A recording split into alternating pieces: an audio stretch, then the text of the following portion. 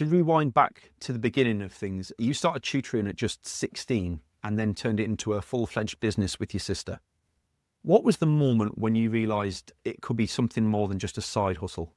Yeah, exactly. So that one's quite a big question. It's really important. And I've spent a bit of time thinking about it a lot lately. But in terms of the origin, I'd say it's quite humble in terms of your beginnings. We initially started off with like the goal of being in person. So working in a local library, hiring like a small little classroom, if you want to call it, nothing global, no expats, nothing like that.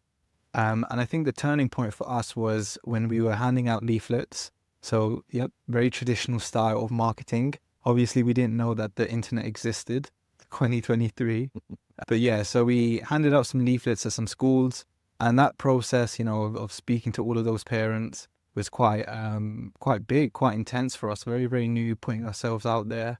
And then a few days after, the weeks after, actually, we got a couple phone calls. And I think that process of, giving an input and then receiving an output, we realized, okay, we can bend the rules or we can make the rules how we like. So it was a complete independence to control the output in sort of what we wanted to do. That's what I would say.